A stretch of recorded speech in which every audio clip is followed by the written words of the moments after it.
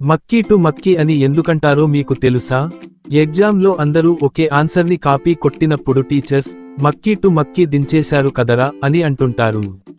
మక్కీ to మక్కీ అంటే ఉన్నది ఉన్నట్లు రాయడం అని అర్థం వస్తుంది. మక్కీ అంటే ఈగ. అయితే ఈ జాతీయం ఎలా పుట్టిందనే దానికి ఒక థియరీ ఉంది. ఒకరోజు ఒక తహసీల్దార్ ఆఫీస్లో భూవివరాలకు సంబంధించిన రికార్డు బుక్కు పాడైంది. దీంతో కొత్తగా వచ్చిన రైటరు పాత రికార్డు బుక్కులో ఉన్న సమాచారాన్ని కొత్త బుక్కులో యథాతథంగా రాయమని చెప్పారు. రైటర్ సరే అని పని ప్రారంభించాడు.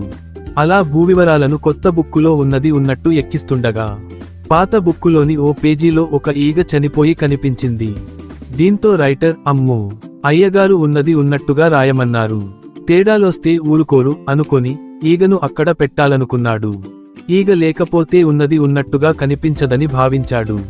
వెంటనే పని మానేసి ఓ పూటంతా వెతికి ఓ ఈగను పట్టుకొని చంపి దాన్ని ఆ పుస్తకంలో అంటించాడు. అప్పుడు అది చూసిన పై అధికారి మక్కీకి మక్కీ బి దాల్ దియా, ఈగ ఉంటే ఈగను కూడా అంటించేశావా అని అన్నాడు. అలా అది ప్రచారం పొందింది.